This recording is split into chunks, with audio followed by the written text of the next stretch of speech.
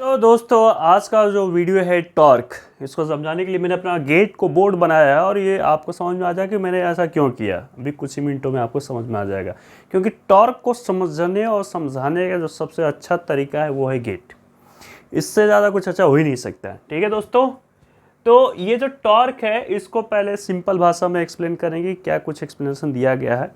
अगर आप linear motion की बात करते हैं, किसकी बात करते हैं दोस्तों, लीनियर मोशन की अगर बात करते हैं तो लीनियर मोशन के लिए कौन जिम्मेदार, कौन था, रिस्पॉन्सिबल कौन था, तो लीनियर मोशन के लिए मैं आपको बता देना चाहूँगा फोर्स था। कौन था? फोर्स था। आपको याद होगा कि अगर कोई ब्लॉक है और आपने इस ब्लॉक को अगर आप मूव कराना चाहते हैं, रेस्ट में है, तो यहाँ अगर एक्सटर्नल फोर्स जब भी लगाएंगे तो ये बॉडी चलना स्टार्ट कर जाएगी। तो लीनियर मोशन के लिए फोर्स था। तो क्या मैं जब एंगुलर की बात करूँगा, किसकी बात करूँगा, एंगुलर मोशन की बात करूँगा, तो क्या लग रहा है आपको कि फिर से फोर्स रिस्पॉन्सिबल होगा? क्या फिर से फोर्स रिस्पॉन्सिबल होगा? एंगुलर का सेंस आप समझ रहे होंगे। किसी पंखे को देखिए ऐसे चल रहा है, घूम रहा है, किसी एक्सिस पर कोई चीज़ रोटेट होना, जैसे गेट ही है। अभी आपको दिखाऊंगा और समझा दूंगा अच्छी तरह से, बिल्कुल भी डाउट नहीं रहेगा। तो क्या फोर्स रिस्पॉन्सिबल है या नहीं है, या पूरी तरह से है, इसको समझना होगा। तो सबसे पहले मैं फ़ैन का एग्जांपल लेना चाहूँगा दोस्तों। अगर आप फ़ैन को देखेंगे, अपने घर में आपके फ़ैन लगा ही होगा, तो वहाँ पर एक चीज़ गौर करने वाली बात है। अभी एंगुलर मोशन के लिए आपको देखना होगा, एंगुलर एक्सेलरेशन के लिए आपको चीज़ों को समझना पड़ेगा। अगर ये आपका फ़ैन है, ये है ना, 3 पत्तों वाला फ़ैन या 4 पत्तों वाला, जैसा भी बनाना चाहें आप, ये इतने ब्लेड लगे हुए हैं फ़ैन में। तो सेंटर ऑफ मास की अगर बात करें, फैन का सेंटर ऑफ मास कहाँ होगा? बिल्कुल मिड में जी, जो एक्सिस पर घूमता है वही सेंटर ऑफ मास भी होता है। तो सेंटर ऑफ मास का पार्टिकल तो मूव ही नहीं करता है। अब आपने स्विच ऑन किया और आप बोल रहे हैं कि सर इसका नेट फोर्स जो है, क्योंकि मूव नहीं कर रहा है, तो नेट फोर्स इसका कितना है? 0 है। तो नेट फोर्स 0 है, लेकिन फिर भी फैन रोटेट कर रहा है, घूम रहा है। ऐसे एक और एग्जांपल अगर आप लें, जैसे ये आप पेन को देखें, अगर मैं एक फोर्स इधर लगाऊं आपकी तरफ, कैमरे की तरफ, और एक फोर्स इधर लगाऊं, तो नेट फोर्स अगर 5 न्यूटन इधर लगा रहा हूँ, 5 न्यूटन इधर लगा रहा हूँ, नेट फोर्स तो 0 है, लेकिन बॉडी ये क्या कर रही है, देखिए रोटेट हो रही है, घूम रही है। तो डैट मीन्स कुछ तो है जो घुमा रहा है। वो कुछ क्या है? उस कुछ का नाम है टॉर्क। उस टॉर्क की डिफिनीशन कैसे डिफाइन किया गया है बुक्स में, उसको पहले बताऊंगा, फिर इस गेट से मैं आपको कुछ बातों को बताऊंगा, फिर हम एक बहुत अच्छा क्वेश्चन लेंगे, सारी चीज़ें खत्म हो जाएंगी। बहुत ही छोटा सा टॉपिक है, पर इसमें डर होता है और वही डर आपको निकालना है मुझे। ठीक है, तो आइए दोस्तों, तो टॉर्क को डिफाइन करने के लिए सबसे पहले आपको एक पॉइंट एज्यूम करना होगा। अपने मन से आप कोई भी रेफरेंस पॉइंट ले सकते हैं, मैंने वो यहाँ पर एज्यूम कर लिया। ठीक है, और कोई एक पार्टिकल है, सपोज यहाँ पर कोई particle A point, P point, किसी पॉइंट पर रखा हुआ है। ठीक है, यहाँ से यहाँ तक का जो डिस्टेंस है इसको हम एज्यूम कर लेते हैं आर है, और इस पर फोर्स अप्लाई कर रहे हैं। ऐसे कर सकते हैं, किसी एंगल पर कर सकते हैं, है ना। चलिए समझाने के लिए किसी एंगल पर ले लिया जाए, तो इस पर हमने कोई ऐसा फोर्स अप्लाई कर दिया, ऐसे कर दिया। ठीक है, और ये जो आप देख रहे हैं, ये पोजीशन वेक्टर भी इसको बोलते हैं, ये कुछ ऐसा है। तो एंगल कितना बनेगा, यहाँ से आप चेक चाहे तो कर सकते हैं। एंगल बनाने के लिए हमेशा दोनों को एक्सटेंड करना पड़ेगा, तो इसका हम आपको कुछ ऐसा लेना चाहिए था, कुछ ऐसा लेना चाहिए, क्योंकि एंगल कभी भी आप अगर आप वेक्टर पढ़े होंगे तो ये ए वेक्टर है और ये बी वेक्टर, दोनों को टेल को मिलाने वाला जो छोटा सा होता है उसी को एंगल बोलते हैं। दो वेक्टर की जब बात होती है, फोर्स यहाँ पर लगा रहे हैं तो फोर्स एक वेक्टर क्वांटिटी है, और यहाँ पर आप पोजीशन वेक्टर आर रिप्रेजेंट कर रहे हैं, तो दोनों का टेल मिलाना होगा। तो ये देखिए इसका हेड है, तो इसको आगे एक्सपेंड जब करेंगे आप, तो इसका ये टेल आप समझ लीजिए, और यहाँ पर जो कुछ फाई थीटा जो भी आप देना चाहते हैं उसको दे सकते हैं। तो जो टॉर्क, जो टाउ को जो डिफाइन किया गया है, जो बुक्स में जो डिफिनीशन दे रखी है वो दे रखी है R vector cross F vector, और ये जो टाउ है, जो टॉर्क है, वो भी एक वेक्टर क्वांटिटी है, R cross F, R cross F. अब इसका यूनिट अगर आप बनाना चाहें तो एफ का यूनिट होता है न्यूटन, और आर की यूनिट होती है मीटर, तो इसकी यूनिट हो जाएगी न्यूटन मीटर। ठीक है, ये सभी बुक्स में लिखा हुआ है। अब इसको और भी आगे अगर एक्सप्लेन करें तो इससे कौन सा कंपोनेंट काम करेगा, कौन से इसके 2 कंपोनेंट बनेंगे, अभी आप देख सकते हैं यहाँ पर 2 कंपोनेंट बनेगा, बनाऊंगा अभी। तो कौन सा कंपोनेंट रिस्पॉन्सिबल होता है टॉर्क के लिए और कौन सा नहीं होता है उसको भी समझ लेते हैं अभी। ठीक है, 2 मिनट बस इस बात को ख़त्म करके कुछ अच्छी बातों पर हम स्टार्ट करेंगे। इट मे बी कि आपको ये चीज़ें आ रही होंगी, अगर आ रही हो तो आप वीडियो बढ़ा लीजिए, कोई दिक्कत नहीं है। तो एक कंपोनेंट इसका इधर जाएगा फाई के साथ में, और दूसरा कंपोनेंट इसके 90 डिग्री पर भी आप देख पा रहे हैं, इससे भी 90 डिग्री है, एक कंपोनेंट इधर जा रहे हैं। ठीक है, तो जो इस साइड जाता है उसको आप बहुत इजीली पता होता है, सभी स्टूडेंट को पता होता है, कॉस फाई लग जाता है, जिसके साथ फाई जुड़ा होता है। जिसके साथ एडिशन नहीं है उसको हम क्या बोलते हैं, उसको हम बोलते हैं साइन फाई। क्या बोलते हैं, साइन फाई। तो ये 2 कंपोनेंट आपने ब्रेक कर लिया। अब किस कंपोनेंट की कैलकुलेशन होती है, तो कॉस फाई वाले कंपोनेंट टॉर्क डेवलप नहीं करेगा। कौन सा कंपोनेंट टॉर्क डेवलप करेगा, एफ साइन फाई वाला कंपोनेंट आपका टॉर्क डेवलप करता है। ठीक है, तो यहाँ पर इसको लिखने का जो तरीका होता है, जो मेथड होता है, उसको आप इस तरह से भी समझ सकते हैं।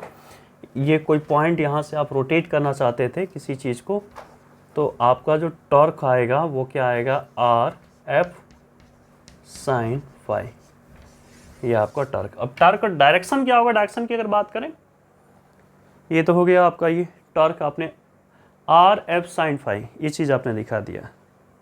ठीक है, अब बात करते हैं डायरेक्शन की। डायरेक्शन क्या होगा, तो डायरेक्शन निकालने का जो सबसे अच्छा तरीका होता है वो अपने, अगर आप इन ए और बी इनमें अगर आप डायरेक्शन निकालना चाहते हैं, जो इसका रिजल्टेंट अगर ए क्रॉस बी अगर आप कर रहे हैं, क्या कर रहे हैं, ए क्रॉस बी, तो ए क्रॉस बी का जो रिजल्टेंट अगर सी आ रहा है तो सी का जो डायरेक्शन होगा वो कैसे लिखते हैं, तो ये अपने राइट हैंड का यूज करते हैं। ठीक है, अपने पाम को ऐसे रखिए और ये बी की तरफ घुमाइए, तो देखिए ये बाहर की तरफ निकल रहा है, तो ये थंब अगर बाहर की तरफ निकल रहा है तो यहाँ पर डॉट लाइन से बाहर की तरफ आप दिखा देते हैं। ठीक है, ये हो गया। अब यहाँ पर समझना है कि आर एफ साइन फाई ये कंपोनेंट काम कर रहा है, ये कंपोनेंट काम नहीं करेगा टॉर्क के लिए, ये कंपोनेंट टॉर्क के लिए काम नहीं करता, रिस्पॉन्सिबल नहीं होता है। तो ऐसा क्यों होता है, ऐसा क्यों होता है कि एफ कॉस फाई ये कंपोनेंट वर्किंग नहीं है, जबकि एफ साइन फाई ये वर्किंग है। ये कंपोनेंट काम नहीं करेगा, ये कंपोनेंट काम करेगा। तो इसका सिंपल सा है कि आपको प्रैक्टिकल करके चीज़ों को देखना पड़ेगा कि कौन सा कंपोनेंट टर्निंग इफेक्ट को डेवलप करता है और कौन सा कंपोनेंट टर्निंग इफेक्ट को डेवलप नहीं करता है। ठीक है, तो देखिए ये पेन है। ठीक है, अगर मैं इस पॉइंट पे इसको पकड़ रखा हूँ, ये आर डिस्टेंस है। अब एफ कॉस फाई क्या बोल रहा है उसको समझिएगा, एफ कॉस फाई मतलब उसी आर के पोजीशन में, ये आर है ना, तो इसी के पोजीशन में बोल रहा फोर्स लगाओ ऐसे, तो ऐसे तो पुल कर सकते हैं ना इसको, क्या इसमें टर्निंग इफेक्ट होगा ना। लेकिन दूसरा कंपोनेंट जब एफ साइन फाई की बात हो रही है तो ये आपकी तरफ ऐसे, ये देखिए क्या हो रहा है, ये घूम रहा है इस एक्सिस पर, ये क्या हो रहा है, ऐसे घूम रहा है, देख रहे हैं, ये टर्निंग इफेक्ट अब आ रहा है। तो इसका मीन्स ये हुआ कि सिर्फ और सिर्फ एफ साइन फाई ये कंपोनेंट आपका टर्निंग इफेक्ट के लिए वर्किंग होगा, टॉर्क ये डेवलप करेगा। एफ कॉस फाई कोई टॉर्क डेवलप करने वाला नहीं है। टॉर्क का मतलब कि किसी भी एक पायोटेड पॉइंट पर, किसी एक फिक्स पॉइंट पर चीज़ों को घूमना है, घुमाना है हमें। कोई भी एक पॉइंट फिक्स है, अब ये पॉइंट फिक्स हो गया, अब ये ऐसे घूम रहा है। ठीक है, तो एफ कॉस फाई नहीं कर रहा है, एफ साइन फाई कर रहा है। इतनी बातें आपको क्लियर हो गई होगी। अब आगे की चीज़ों को बढ़ते हैं और समझते हैं चीज़ें क्या है। ठीक है, आइए देखिए, अब जो टॉर्क जो एनालिसिस किया जाता है, ये तो आप बहुत ही बेसिक चीज़ था, मैंने आपको दिखा दिया, बता दिया। जो टॉर्क का जो एनालिसिस किया जाता है माय डियर स्टूडेंट्स, वो किसी एक पॉइंट पर नहीं, वो किसी एक एक्सिस पर किया जाता है। अब मुसीबत यह है कि यहाँ पर एक्सिस बहुत से स्टूडेंट नहीं समझ पाते हैं। क्या कुछ बातें हो रही हैं कि अगर ये गेट है, देखिए गेट मेरा है मेरे पास, ठीक है, ये गेट आपको दिख रहा होगा और ये एक्सिस है गेट का। अभी घुमाऊंगा मैं आपको, सारी चीज़ें बिल्कुल क्लियर हो जाएंगी ए टू जेड। अब इस गेट का ये एक्सिस मान लीजिए, ठीक है। अब ऐसी दो जगह है जहां पर फोर्स लगाने पर कोई टॉर्क डेवलप नहीं होता है। बच्चे इसको याद करते हैं बैठकर, बच्चे इसको बैठकर याद करते हैं कि ये दो जगह हैं जहां पर फोर्स लगाने पर। आपको याद कुछ करना ही नहीं है।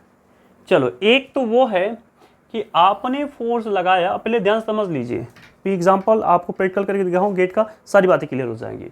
एक फोर्स आपने ये जो एक्सिस है इसके परपेंडिकुलर ऐसे आपने लगा दिया, ऐसा कुछ।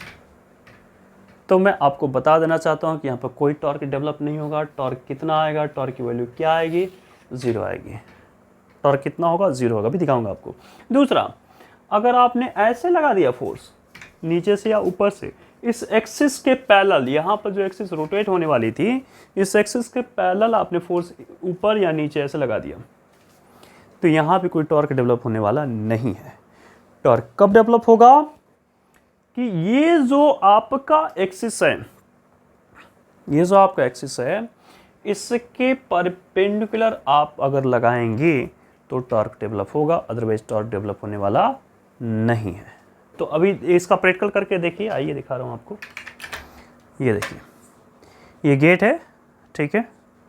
अगर मैं इस पॉइंट पर लगा रहा हूं इसके एक्सिस के, ये इसका एक्सिस है, ये इसका एक्सिस है, देख रहे हैं, ठीक है। ये आप इसका एक्सिस ऐसे देख सकते हैं, ये इसका एक्सिस है। और अगर मैं ऐसे लगा रहा हूँ, अगर मैं एक्सिस पे ऐसे लगा रहा हूँ माय डियर स्टूडेंट्स, ये वाला केस देखिए आप, ये जो केस आपको दिख रहा होगा, ये वाला केस जो मैं बना रखा हूँ ऐसे, तो क्या कोई टॉर्क डेवलप हो रहा है, क्या ये घूम रहा है, बंद हो रहा है, खुल रहा है, ऐसा कुछ भी हो रहा है, टर्निंग इफेक्ट है, नहीं है। दूसरा केस, जो दूसरा केस अक्सर लोग छोड़ देते हैं, ये केस, ये देखिए पहला लगा रहा हूँ ना, ये एक्सिस है, ये एक्सिस है, एक्सिस के ऐसे पहले लगा रहा हूँ ऐसे, क्या कोई टॉर्क डेवलप हो रहा है, यहाँ भी कोई टॉर्क डेवलप नहीं हो रहा है। दो प्लेस पर आप देख सकते हैं कि कोई टॉर्क डेवलप होने वाला नहीं है। अगर आप ये जो एक्सिस ऑफ रोटेशन है, एक्सिस ऑफ रोटेशन ये है आपका गेट का, ये इस एक्सिस ऑफ रोटेशन इसको बोलते हैं AOR, ध्यान समझिएगा, AOR एक्सिस ऑफ रोटेशन, ठीक है। ये एक्सिस है, रोटेट इसी एक्सिस पर हो रहा है ना। तो इस एक्सिस ऑफ रोटेशन के अगर आप कोई फोर्स लगाते हैं और एक्सिस ऑफ रोटेशन पर ये कितना डिग्री बना रही है, 90 डिग्री बना रही है, उस पर एक्सिस ऑफ रोटेशन पर अगर ये जा रही है फोर्स, तो कोई टॉर्क डेवलप करने वाला नहीं है। और दूसरा कि जब आप इसके पैरेलल नीचे से लगाएं, नीचे से भी लगा सकते हैं या ऊपर से लगाएं, कोई भी टॉर्क डेवलप होने वाला नहीं है। होता कब है, होता कब है, अब ध्यान सुनिए। अब मैं यहाँ फोर्स लगा रहा हूँ यहाँ पर, तो देखिए गेट बंद हो रहा है, गेट क्या हो रहा है, बंद हो रहा है। अब ध्यान समझिए ये फोर्स क्या है, तो ये एक्सिस ऑफ रोटेशन है आपका, ये जो गेट है इसका ये वाला पॉइंट एक्सिस ऑफ रोटेशन है, और मैं यहाँ फोर्स लगा रहा हूँ, ठीक है। तो अब एक्सिस ऑफ रोटेशन मतलब अब मैं ऐसे फोर्स लगा रहा हूँ ऐसे। अब ये छोटा सा पार्ट है, इसको समझ लिया आप, इसको मैं आपको समझाने के लिए लिया हूँ। अगर मैं ऐसे फोर्स लगा रहा हूँ तो देखिए अभी भी 90 पर ही है, अभी भी एक्सिस के 90 पर है, लेकिन अब एक्सिस को टच नहीं करेगा। अब देखिए अगर आप इस फोर्स को एक्सटेंड भी कर देंगे, आप पीछे लेके जाएं, इधर लेके जाएं, तो क्या आप इस एक्सिस को टच कर पाएगा जो मैं चौक से पकड़ रखा हूँ फोर्स। ये देखिए आपको शायद दिखना चाहिए, है ना, ये पेन देखिए, पेन तो दिख ही रहा होगा, दिख रहा है ना ऐसे। तो अगर मैं ऐसे कर रहा हूँ तो ये एक्सिस पर मतलब टॉर्क कब डेवलप हो रहा है, अगर आप गेट की बात ही समझ लें कि टॉर्क कब डेवलप हो रहा है, गेट से अगर आप चीज़ों को समझें तो टॉर्क एक कंडीशन में डेवलप हुआ, कब डेवलप हुआ कि जो एक्सिस है, एक्सिस ऑफ जो रोटेशन है 90 डिग्री होना चाहिए, 90 डिग्री इससे भी होना चाहिए एक्सिस ऑफ रोटेशन से, लेकिन एक्सिस ऑफ रोटेशन पर आपको नहीं लगाना है फोर्स, आपको एक्सिस ऑफ रोटेशन फोर्स नहीं लगाना है। अगर आपने एक्सिस ऑफ रोटेशन फोर्स लगा दिया, ये वाला फोर्स आप देख रहे थे, तो कोई टॉर्क डेवलप हो नहीं रहा था। दूसरा, अगर आपने पैरेलल फोर्स लगा दिया है ऊपर या नीचे से, तो भी कोई टॉर्क डेवलप होने वाला नहीं है। सर क्या किसी एंगल पर भी होगा? बिल्कुल होगा। ऐसे कीजिए, किसी एंगल पर देखिए, ये एंगल है, एंगल बनाते हुए मैं कर रहा हूँ, फिर भी हो रहा है, लेकिन एक्सिस ऑफ रोटेशन पर वो नहीं जा रहा है, ठीक है। इतनी बातें आपको क्लियर होगी। तो जब भी टॉर्क का कॉन्सेप्ट समझना हो तो आप गेट को उठा लीजिए, गेट से अच्छा कुछ समझ आसान, सबसे आसान गेट है। गेट को देखेंगे सारी बातें क्लियर हो जाएंगी, ठीक है। एक पॉइंट और है, एक क्वेश्चन में, अच्छा स्टूडेंट्स देखिए एक क्वेश्चन मैं आपको दिखा रहा हूँ, पर इस क्वेश्चन को दिखाने से पहले दो बातें मैं आपसे कर लेना चाहूँगा, जिससे दिमाग बिल्कुल आपको क्लियर है, कॉन्सेप्ट क्लियर है। ये जब कोई पॉइंट जहाँ से रेफरेंस पॉइंट आप ले रहे थे और यहाँ पर आप फोर्स लगा रहे थे ऐसे, ठीक है, यहाँ पर कोई फाई एंगल था, ये आर था आपका, ध्यान से थोड़ा देखिएगा प्लीज़, है ना, ये ओ था आपका, ये पॉइंट ए कर लेते हैं, इसको एफ कर लेते हैं, ठीक है। देखिए अगर आप इसको थोड़ा सा पीछे लेकर आएँ, इस फोर्स को, लाइन को आप और भी ड्रॉ कर लें, पीछे लेकर आएँ और यहाँ से यहाँ तक 90 डिग्री अगर आप ड्रॉ कर लें इस लाइन पर, तो इस लाइन को क्या बोलते हैं, इसको बोलते हैं लाइन ऑफ एक्शन। ये जो पीछे आपने ड्रॉ किया ना, इसको बोलते हैं line of action of force, बोल सकते हैं बेसिकली लाइन ऑफ एक्शन, ठीक है। तो लाइन ऑफ एक्शन पर आपने 90 डिग्री कर लिया जहाँ से रेफरेंस पॉइंट आपने लिया था। तो ये जो रेफरेंस पॉइंट जो लिया ना, जो 90 डिग्री डाला, इसको भी कुछ बोलते हैं, क्या बोलते हैं, इसको बोलते हैं लेवर आर्म, लेवर आर्म, ठीक है, लेवर आर्म। जब टॉर्क को डिफाइन करें, टॉर्क का सिंपल सी चीज़ों को समझ लीजिए पहले। टॉर्क जो होता है आपका, जो टॉर्क जो टाउ है आपका, इसको आप दो तरह से डिफाइन कर सकते हैं। आर क्रॉस एफ आपने लिखा, लेकिन आपने देखा कि कॉस फाई वाला कंपोनेंट उसकी जो साथ पर जो लगा हुआ था वो तो कोई काम का था नहीं, मेरे टॉर्क डेवलप कर नहीं रहा था। तो जो टॉर्क जो टाउ होता है वो आर परपेंडिकुलर एफ, या तो आप ऐसे डिफाइन कीजिए आर परपेंडिकुलर एफ, या फिर टॉर्क को आप डिफाइन कर सकते हैं आर वैसे ही और एफ का परपेंडिकुलर। मतलब यहाँ पर जो आप ले रहे थे इसे, ये एफ परपेंडिकुलर था, एफ परपेंडिकुलर था, और ये आप अगर आप इस आर्म की बात करें, लेवर आर्म की, तो ये आर परपेंडिकुलर है। तो टॉर्क को ये दो तरीके से डिफाइन किया जाता है, आर परपेंडिकुलर एफ या फिर आर एफ परपेंडिकुलर।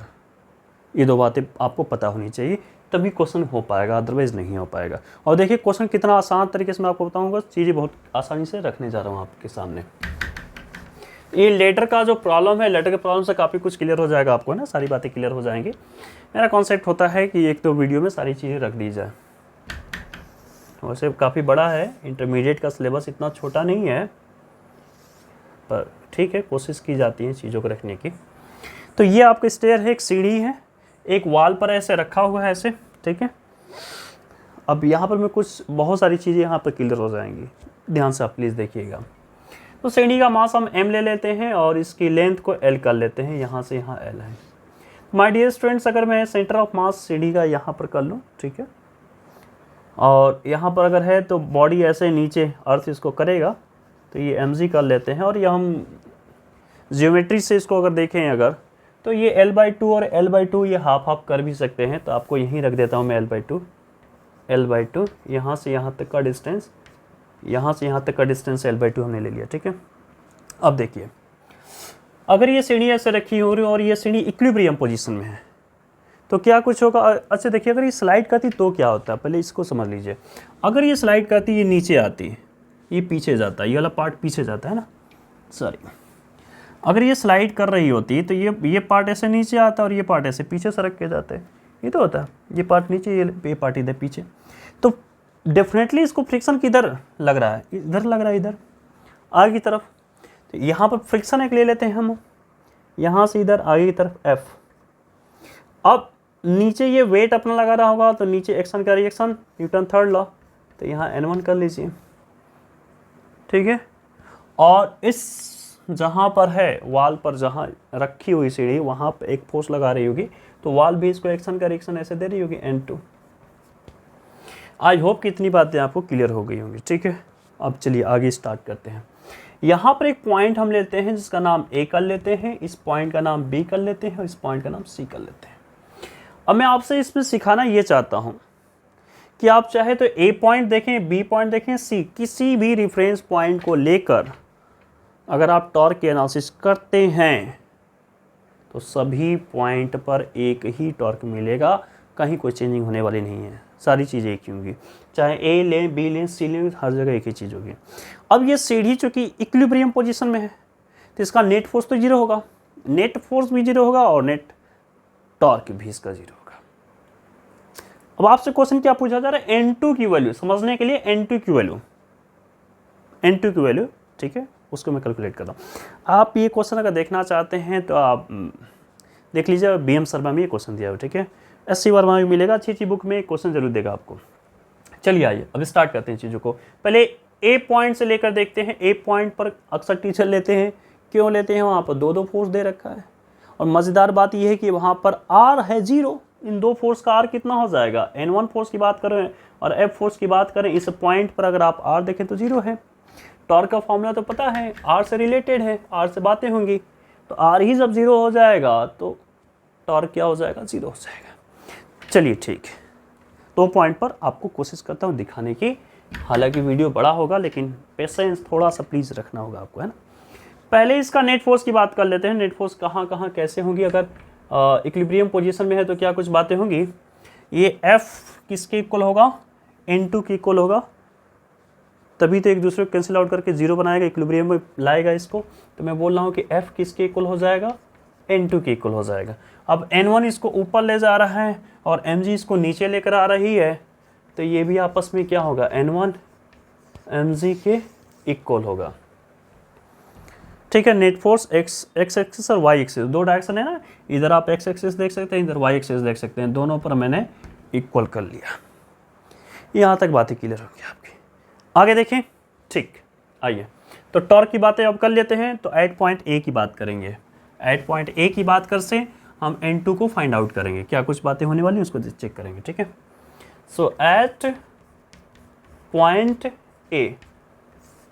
A की बात करेंगे आपसे, एट पॉइंट A चेक करते हैं। आइए देखते हैं, N1 और F जो फ्रिक्शन था इन दोनों की वजह से तो 0 हो गया, N1 और F की वजह से 0, अभी आपको दिखाया था कि R ही 0, वहाँ पर तो 0 हो जाएंगी चीज़ें। अच्छा, इसकी वजह से क्या होगा, अब देखिए प्लस और माइनस, यहाँ बच्चे कंफ्यूज, सर किसको प्लस किसको माइनस, डाउट्स यही है, इसी को क्लियर करना था और कुछ है नहीं, उसके बाद तो चीज़ें खत्म है। देखिए इस पेन से समझ लीजिए, पेन सीढ़ी है, पेन सीढ़ी है तो पेन का ये वाला पार्ट हमने ए दे लिया। अब ध्यान से समझिएगा, अगर ये पार्ट ए में और इस पॉइंट पर ऐसे काम कर रहा है, ऐसे घूम रहा है, देखिए ऐसे यहाँ पर फोर्स लगेगा ना नीचे की तरफ, तो ऐसे घूमेगा, मतलब कौन से डायरेक्शन में, क्लॉकवाइज, ठीक। अब एक घड़ी देखिए थोड़ा सा, ये 12 है, ये 6 है, ये 3 है, तो घड़ी अगर ऐसे घूम रही तो क्लॉकवाइज होता है, तो ये घड़ी के डायरेक्शन में से घूम रहा है, तो घड़ी के डायरेक्शन क्लॉकवाइज को हमने ले लिया प्लस, अपने मन से लेते हैं, आर्बिट्री आपकी चॉइस है, आप इसको माइनस भी ले सकते हैं। क्लॉकवाइज को अगर आप प्लस लेंगे तो एंटी क्लॉकवाइज को आपको नेगेटिव लेना होगा, ध्यान रखिएगा बस आपको, ठीक है प्लीज। तो देखिए हमने इसको ले लिया प्लस, तो ये हो गया mg। अब टॉर्क को कैसे लिखते हैं, mg, ठीक है। पहले तो हमने फोर्स ले लिया, mg का मतलब फोर्स हो गया। दूसरा होता है कि मैंने आपको अभी टॉर्क का डिफिनीशन दिया था, टॉर्क का अभी टॉर्क का आपने बताया था कि सर r परपेंडिकुलर f, ये फॉर्मूला है, इसको ध्यान देना, इसी सारी बातें होनी है। तो r परपेंडिकुलर देखना होगा माय डियर स्टूडेंट्स। तो r परपेंडिकुलर कैसे करते हैं, थोड़ा सा इसको जूम करके यहाँ बना रहा हूँ, क्योंकि इसमें बनाएंगे तो चीज़ें कंफ्यूज हो जाएंगी। अब देखिएगा ज़रा, तो ये कुछ है ना माय डियर स्टूडेंट्स, आपसे एक रिक्वेस्ट बस रहेगा, सब ये एंगल थीटा है ना, कि प्लीज़ थोड़ा सा आप मुझे प्रोत्साहन करते रहें, आप कमेंट करते रहें, लाइक करते रहें, और अगर कुछ फीडबैक है तो वो भी देते रहें, जिससे मुझे भी चीज़ें क्लियर होती रहें, क्या कुछ कमियां हैं मेरे अंदर, ठीक है। अच्छा लगेगा और वीडियो में बनाते रहूँगा आपके लिए हमेशा। यहाँ से यहाँ तक का डिस्टेंस L/2 है ना, इसको प्रचार ना समझे प्लीज़। तो देखिए ये 90 डिग्री है, ये 90 है यहाँ से यहाँ, ठीक है। तो हमें तो 90 डिग्री सिर्फ यहाँ से यहाँ तक का चेक करना है, r परपेंडिकुलर देखना है ना, r परपेंडिकुलर 90 डिग्री यहाँ से यहाँ तक का होना चाहिए, डिस्टेंस क्या होगा। तो अगर आप कुछ पढ़े होंगे, क्या पढ़े होंगे, साइन, यही लिख दूँ, चलिए साइन थीटा का फॉर्मूला क्या होता है, P/H होता है। तो थीटा के सामने ऑलवेज परपेंडिकुलर होता है, 90 के सामने ऑलवेज H होता है, हाइपोटेनस। और ये जो बच गया ये हो गया बेस, तो हमें तो बेस चाहिए, बी चाहिए, तो यहाँ पर साइन ही कॉस काम करेगा, माफ कीजिएगा है ना, आपका टाइम खराब कर रहा हूँ मैं। यहाँ पर क्या चाहिए, कॉस चाहिए, कॉस। तो बेस का मतलब क्या आ जाएगा, H cos theta, H cos theta. अब H का मतलब है क्या, H का मतलब L/2 है, तो मैं यहाँ पर डायरेक्ट L/2 कॉस थीटा लिख सकता हूँ क्या? बताइए, लिख सकते हैं नहीं लिख सकते? 100% आप कहेंगे हाँ, बिल्कुल कहेंगे। कमेंट करके बताइएगा हाँ या नहीं, ठीक है?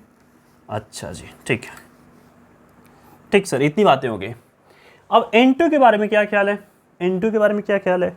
एंटी क्लॉकवाइज या क्लॉकवाइज चेक करते हैं। आइए देखिए, ये पेन है, ये पेन ए पॉइंट पर ले रखे हैं, ठीक है? अब N2 तो ये रहा, N2 ऐसे लग रहा है फोर्स, ऐसे क्लॉकवाइज क्या है?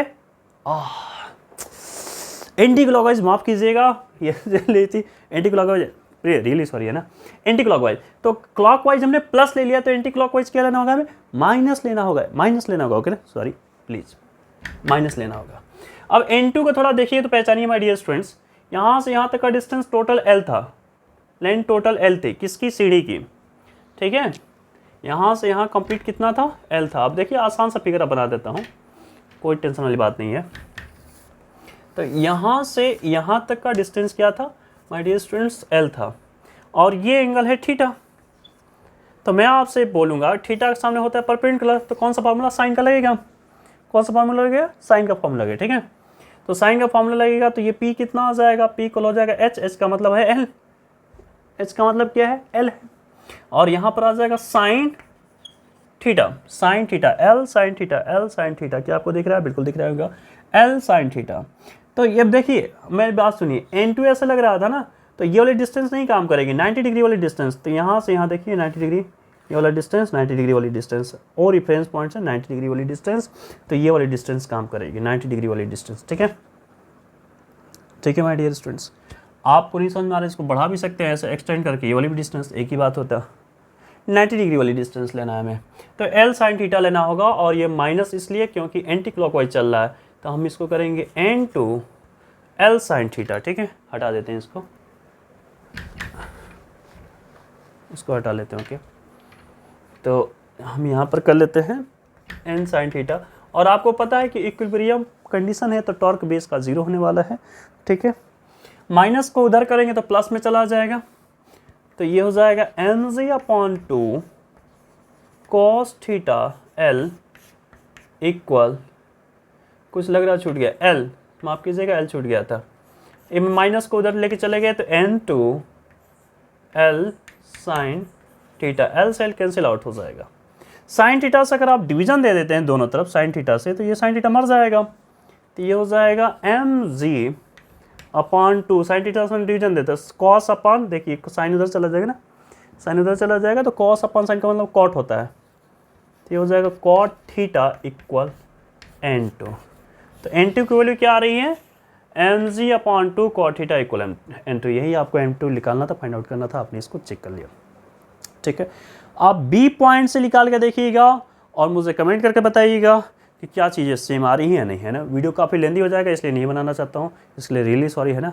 Okay, thank you, and please आप वॉच करते रहिए।